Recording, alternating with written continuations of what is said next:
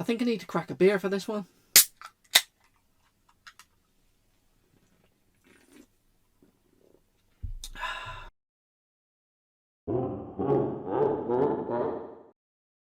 Hello everyone. It is a sad time for game collecting. I don't usually come on and talk about anything about games, news or any of that kind of stuff. And I don't want to feel like I'm jumping on a trend of this or anything. I just feel like really passionate about collecting physical games. As you can see, I have a lot here. I've changed the camera, not so you could see more. You'd probably see more the other way. But never mind. I've made some notes here, so I'm going to be just going back to what I've written down every once in a while, just to try and explain, you can probably hear me scrolling the mouse, why I think Sony closing down the production of physical games is ridiculous. Also, it's incredibly hot in here and I've had to turn the fan off, so I'm going to start sweating like a bastard. Right, let's get into it. It sounds pathetic that I'm saying it's a bad thing. Everyone knows that the digital future was coming, wasn't it? They wanted to push this for ages. You know, Microsoft tried to push it with the Xbox One, basically. Once you'd used a game, basically, you couldn't do anything with it. But it doesn't mean, like, it had to happen now. Like, I was fully aware that the PS6 might have been a fully digital console. But to start, like, just dropping the support for, like, PS5 physicals is kind of ridiculous. I understand if they'd said, oh, we're stopping PS4, it would have pushed people towards the PS5, I guess. But they messed that up themselves by keeping the PS4 going for so long that people just didn't move to the PS5. So I think this is their last ditch attempt. It's just, your games won't work, you have to come over to our next system. That's what it is. But the crazy thing is, what I don't like is it feels like my hobby has been removed from me without consent. Like, I bought into this generation, I knew it might have been the last with discs, but I just didn't think they'd abandon them before the end.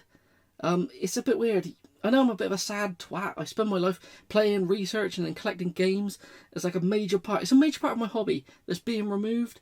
It just seems ridiculous to me. I don't know, it's like, imagine if you were really into downhill mountain biking and you were buying your own bike and you had to do all this stuff. It's fine, but they're not taking the fact that you can ride a bike away. You can still go do all these things. You can go to bike parks, you can go to forests, go down all these things, but you can only use the bike that they will let you rent at the time. You're effectively doing the same thing, but it's not yours, is it? I don't know if that's a good analogy, but that's how it feels in my head. Yeah, I do have other hobbies, but this is my favourite one. It's what's given me the most. Out of this, I've met people, I've travelled, I helped with noble causes through meeting people who play and collect these little plastic discs or cartridges. Like, there is more to it than the fact that this is just media. Also, other social aspects are going to be removed. Like, I like to go to game stores. I like looking for games. I like looking through a shelf and finding something I've never seen before. I genuinely do not browse digital stores. Like, to me, it's the same as having a folder full of ROMs. I just get choice paralysis. It seems like stupid saying that when I've got a room full of games here, but I know what I've completed and what I haven't, and that helps slim down the choices, if that makes sense. It's still finite. There's still an amount in here that I know, you know, I don't know how to explain it. It's still not as much as you see in a digital store, is it? So I also bought all of these with the intent to play them, so I do know something about them. Like, digital storefronts, I find a lot of PlayStation stuff doesn't even come with a blurb telling you what it is. You might get a couple of screenshots and think, that'll play alright, then it plays like ass. I do like a game that plays like ass, but yeah, you know what I mean. Also, with physical games, something I've not heard anybody talk about is the fact that it was easier than ever to import games. They made systems region free, and I think people are going to miss out on a lot of games which didn't come to their specific country's digital storefront. It's just mad to me. I don't get it. Like, all DLC and all digital games are region locked. Like, it's just that simple. I also think this will impact achievement and trophy hunters. So, people who want to stack games from different regions, I know it's a small minority of people, but it is going to make it harder for them. So again, I feel that's also throwing money away that they could have, like, overseas retailers could have sold this stuff. I don't know. I am just waffling at this because it's annoying, but I have given it a few days because I didn't want to come onto this and just be angry, if that makes sense.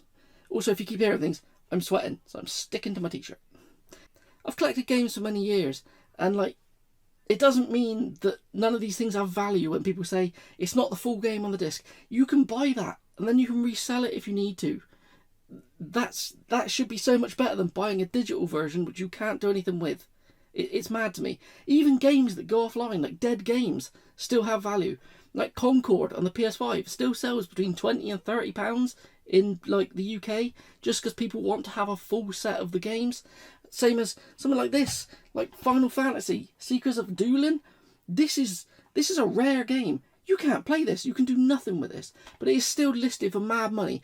People on like eBay are asking over £1,000 for it. It doesn't sell for that. It sells more between 100 and 200. But that, like, if you'd bought this back in the day for like 30 quid, and it's all gone offline, but people are still looking for it, you can make your money and some back off of this. I don't understand why you'd want just digital. It makes no sense to me.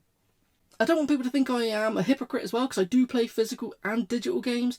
Like, I play games on Game Pass and PlayStation Plus, but these I go into knowing full well that it's more like a rental service, because games get added and removed all the time. Like, games that I've paid specifically for, like full whack for one game, which could actually one day be removed from my library just because it contains a song or some like crappy cars, like car brand just said no, that needs to be removed. That's not fun. There's no preservation in any of this, is there, if it's all digital? I like preservation. What's recently happened as well, they've removed all those TV and movie content from the PlayStation. I'm not actually going to complain about that too much. That's just backing something that failed. I say that because things like movies and TVs and music, it's all available still on like a different format. You can still go get these things in physical media. It's not like they're wiped from history. Like the amount of digital content, like gaming wise, which on the PS6, if it's not in any way put out physically, which I guess they're not even going to limited run companies and stuff do it will just be lost to time when it shuts down. It's insane. Like, you couldn't even have a small artisan label like you do with like movies like Arrow, or is it Criterion or something. They can go back and get this stuff and put it on a disc. It's mad. So, talking about that as well, you also, like, these consoles with disc drives work as other media. Like, they have other uses, like 4K Blu-ray players and things. I don't understand why they would do that. You could capture the market of like, as like actual physical like DVD players, Blu-ray players, they are going up in price.